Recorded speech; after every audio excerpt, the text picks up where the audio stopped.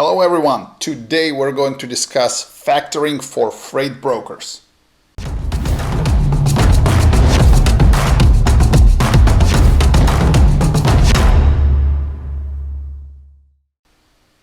Okay, so first of all, what is factoring? In case you don't know, that is basically when a company sells their account receivables to a third party at a discount. Now, let's do a simplified example. You're a freight broker and the shipper owes you $1,000. However, you will not get this $1,000 for 90 days, but you need money now. So you're going to assign this invoice to a factoring company and they will pay you today. Now, they will not pay you entire $1,000. They will pay you a discounted amount, which may be, let's say, $950. So you can receive $950 today, and the factoring company is going to collect entire $1,000 from the shipper 90 days later. Now, do freight brokers use factoring companies? Yes, absolutely, freight brokers do use factoring companies, but it depends on the size of your operation. If you don't do too much business or you have sufficient amount of capital, you don't need a factoring company.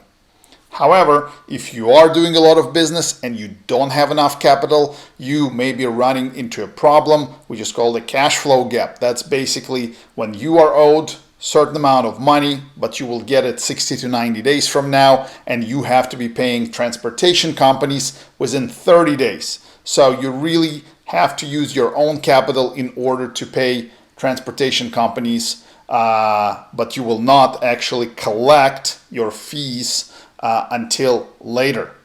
And this is where factoring company can help you solve this problem, because as soon as some loads will get delivered by a transportation company, you can sell these invoices to a factoring company and get paid now. This will allow you to pay motor carriers faster if you like, and obviously receive your commission as well. A few years ago, I've done a video discussing how factoring company should be selected. I'm going to link it below, but I will go ahead and recap real quick.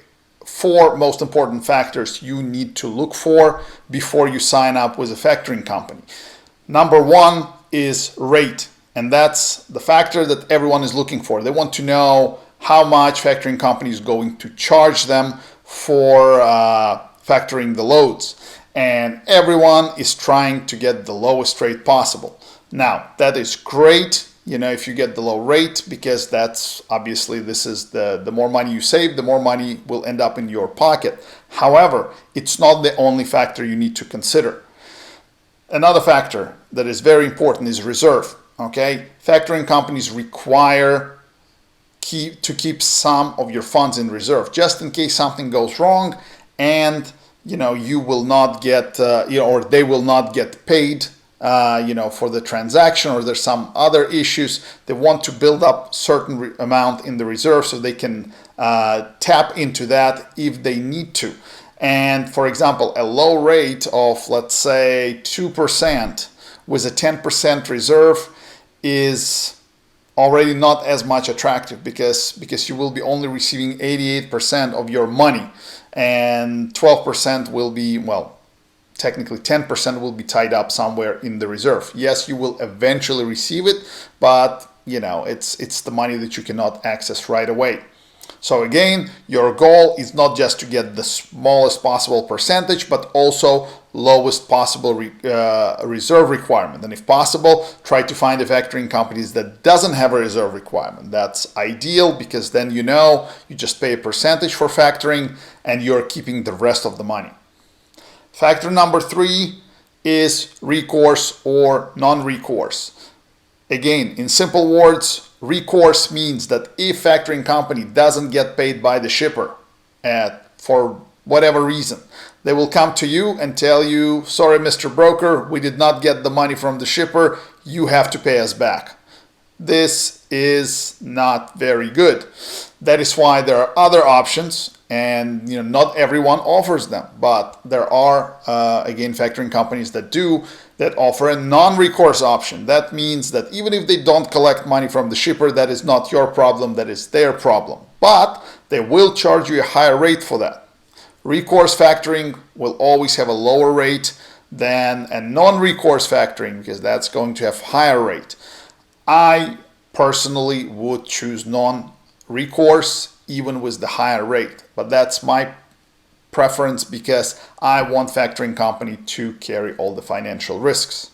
And last but not least are terms of your agreement with the factoring company. Some of them want to lock you into the contract, okay, for a year, for example. And if you want to cancel sooner, they will charge you very, very high fees. And that is not a good kind of scenario. You want to have flexibility. You want to be able to switch factoring companies if needed. So read through the contract, especially pay attention to the termination terms. Will you be able to cancel the contract? What it's going to cost you? So now you have learned a few things about factoring, why freight brokers are using it, and what you need to be looking out for when selecting a factoring company for your freight brokerage.